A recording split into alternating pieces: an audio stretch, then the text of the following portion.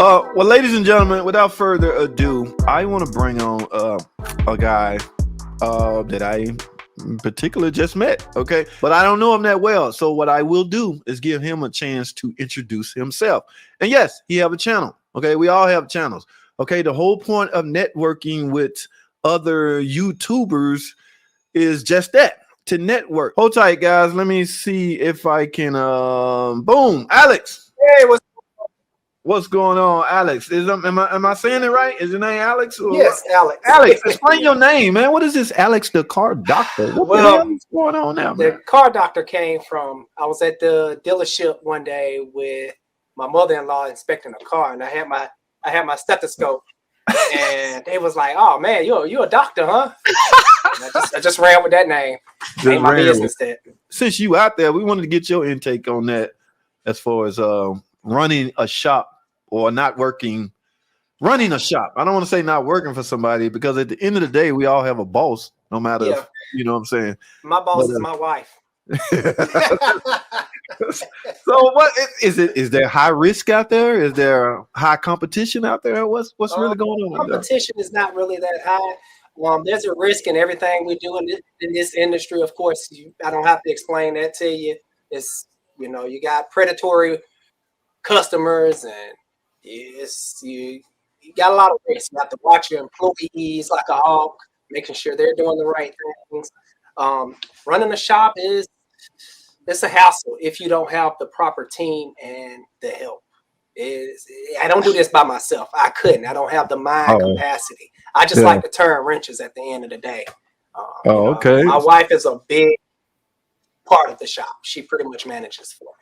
Oh, that's what's up. And I just manage my employees, which is the techs in the back. I only got 2 techs for now, but I'm growing.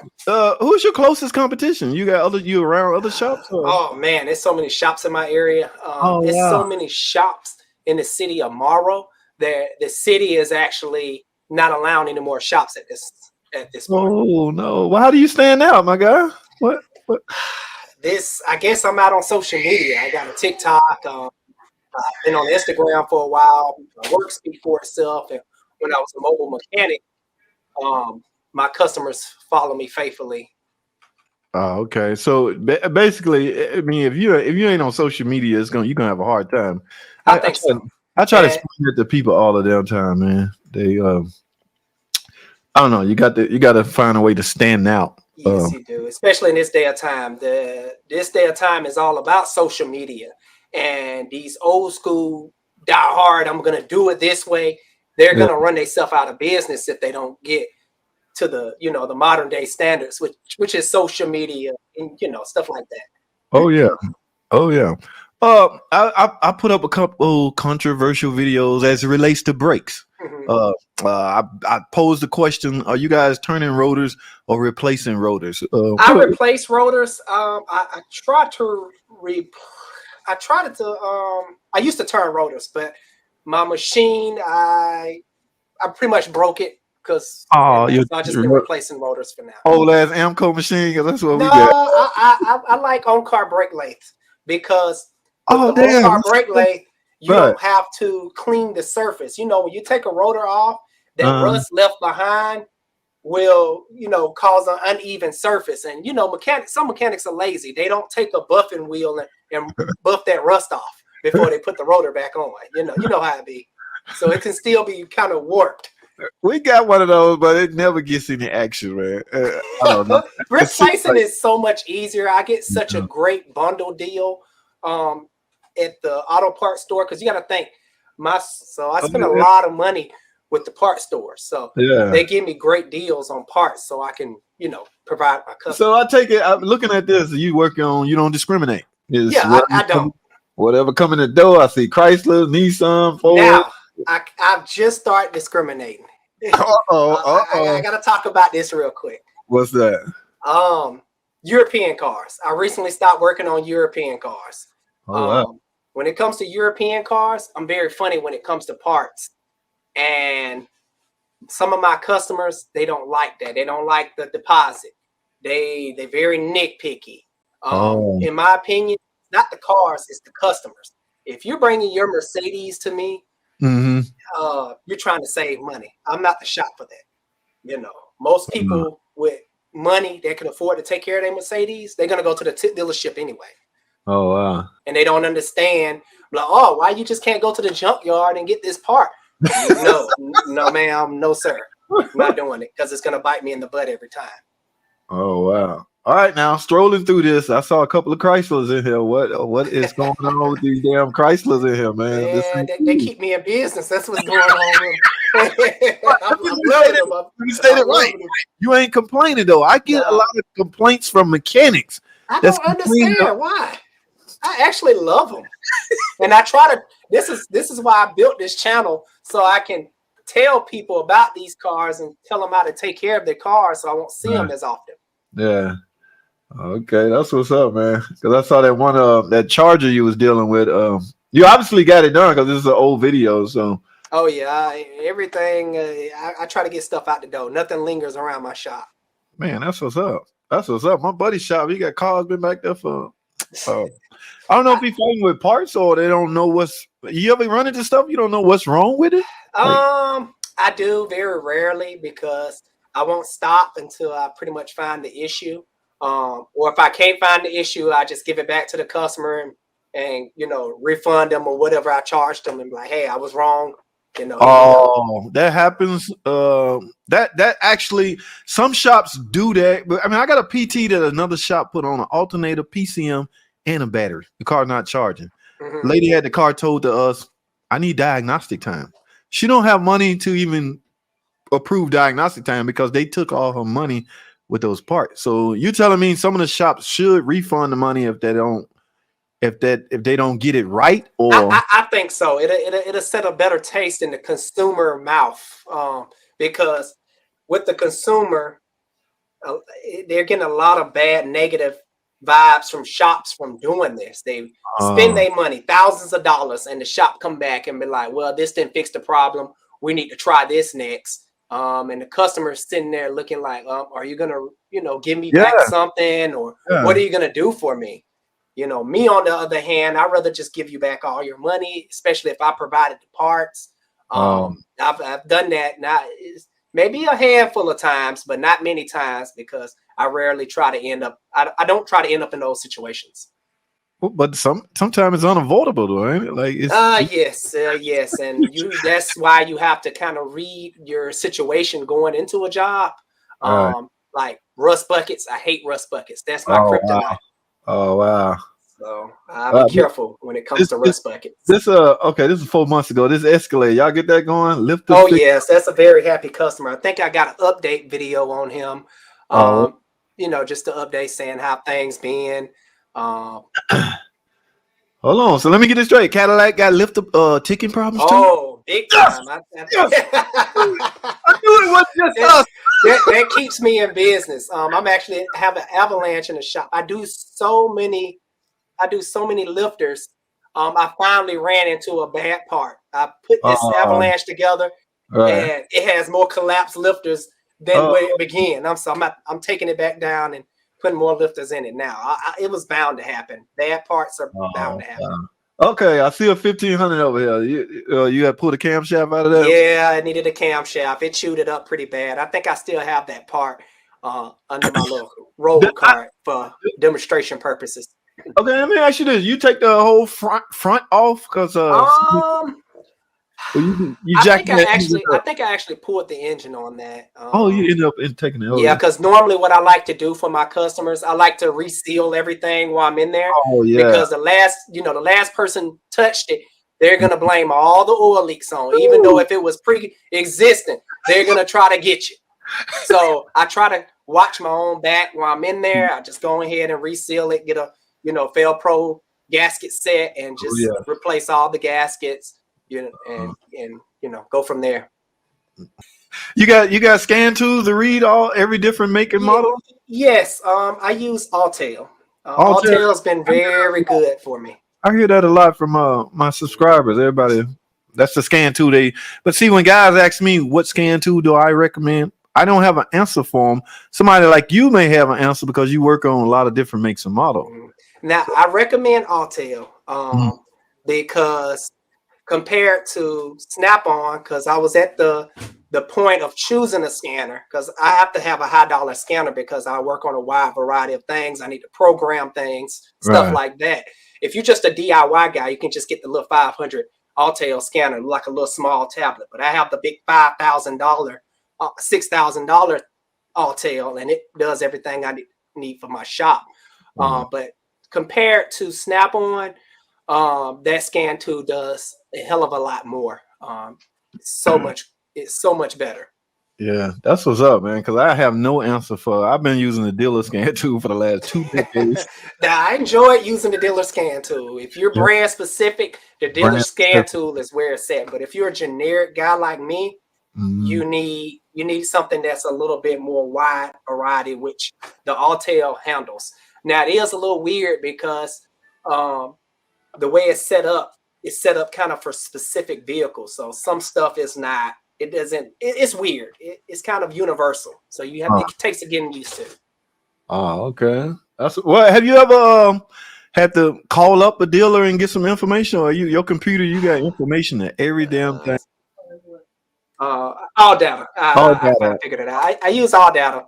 And good old YouTube never let me down. I promise you, man. At least 30% of my subscribers are mechanics. You know, I find myself on here sometimes, even at the dealership, looking up stuff on Chrysler's. Dude, I promise you, there's some things that people have went through that I haven't seen. And I pulled up something on a valve cover on a Jeep. I put it in the search engine, and Tim and Astro Auto Repair video popped up. Man, YouTube is amazing. YouTube University is where it's at, y'all. That's what's up, man. That is what's up. So, man, like I said, man, I appreciate you coming on, man. Anytime, man, anytime. And as far as transmission, the repair side of it is going out the door. They done turned. I was the transmission man at the dealership. We all are now R&R man now. Because, what? Yes. See, that's parts. No parts. Wow. Yes, we get one internal problem. That's my kryptonite, transmissions. If it has any kind of transmission calls, I send them straight to a transmission shop. I don't even fool with it. I'm like, I replace it for you, and I can tell you if it's going bad, but I'm not going inside your transmission. Yeah. Those days are I guess they coming to an end anyway. I guess everybody reverting to that. I thought it was only me. Our main front wheel drive transmission is a 9-speed ZF transmission. The only repair for that is the valve body. If your problem is not the valve body, you get a new unit. So yeah, they turning us into R&R, man. Do you running into a lot of pump failure? I've ran into a couple of pump on the failures. 62 TE. Yes, we was overhauling those in the caravans and the small cars and things like that. That transmission was popular. We had parts for that, but the new stuff, ZF got contracts with most of all our cars. The 8-speed is for the rear wheel drives, and the 9-speed is for the front. Now, granted, they hardly ever have any problems. Okay, but when the customers take care of them, yeah, but they dubbing them feel for life. So the manufacturer is telling you there's no need to service it. I heard that. But in your professional opinion, what do you recommend? I be telling my customers every 30,000 miles. What is your take on that? Yeah, the ZF, let's use that for example. Okay. I say every 60. And that's what ZF, the corporation, recommend. Now, the thing about that is Chrysler will tell you feel for life.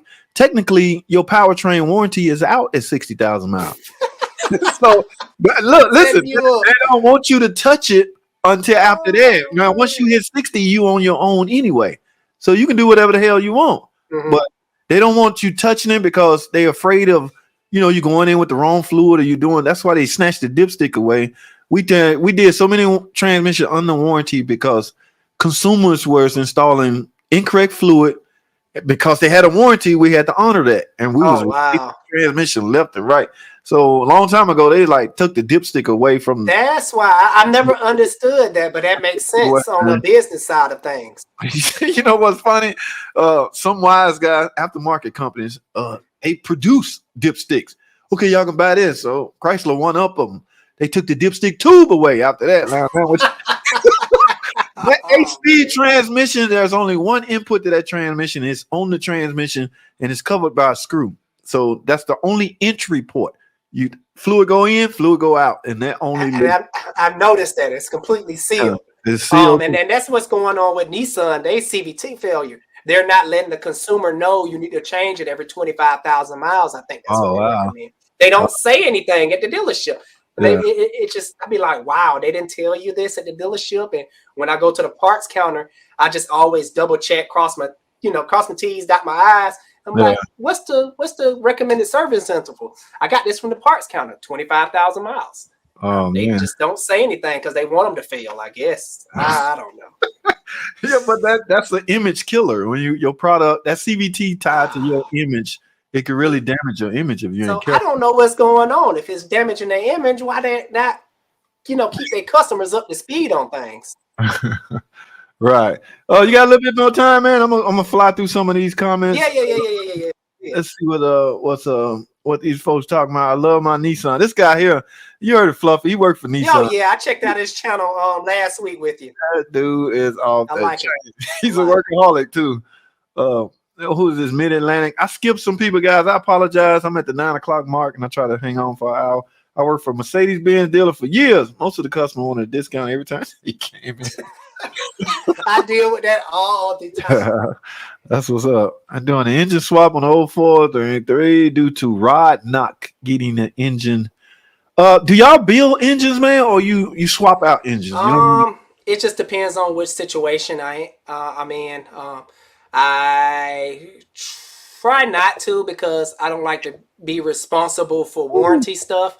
Mm-hmm. But I am currently was in the process of rebuilding a hydrolock from a 95 Ford Mustang SVT Cobra, which is very rare, and dude wanted to keep his block and everything original. So I was in the process of rebuilding it, but he has a cracked lower sleeve, so I'm about to contact the customer and give him the bad news that I don't think we're gonna be able to save his block.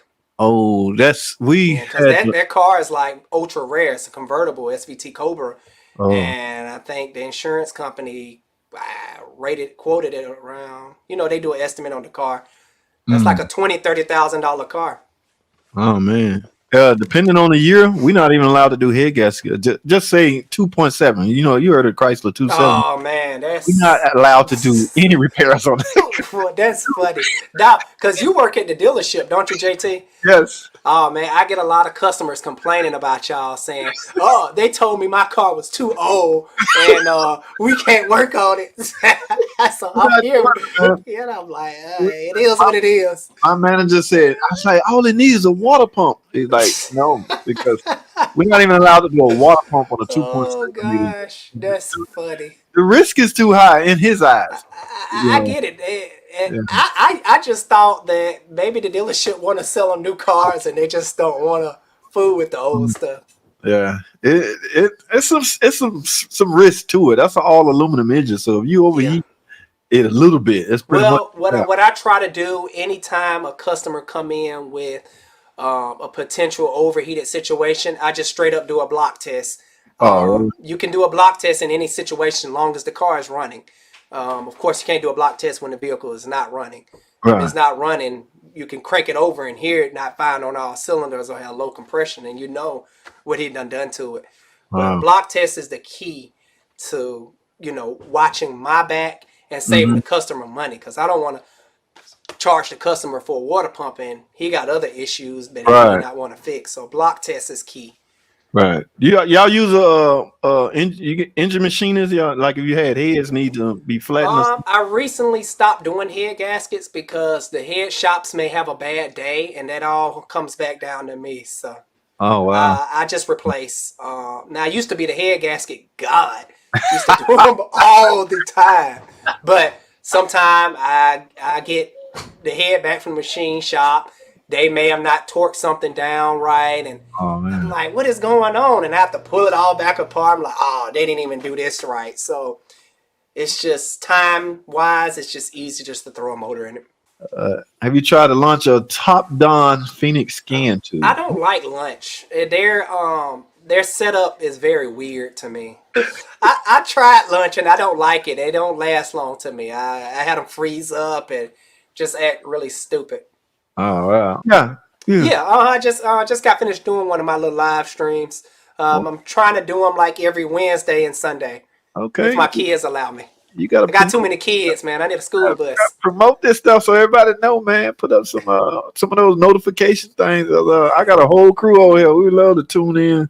Yeah, well, I don't want to hold you. I shut it down like 9 o'clock. So, you got anything else you want to get off your chest? No, man. I just really enjoyed you, and for letting me on, and chop it up with you. So I appreciate that. Yeah, man. I hope your numbers go up. Like I was explaining to everybody that's what networking is really about. Okay. I seen you online. I never knew you was a live stream type guy. Okay. So but you seem to be up to par with the technology that's in place. My wife is up to par with the technology.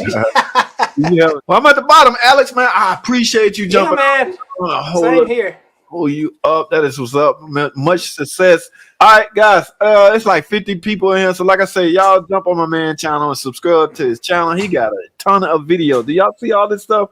Surely it's something in here you haven't seen or know about. But my wife, she does the car flips and she documents the whole process. So I try to give it to the masses, not just one particular thing.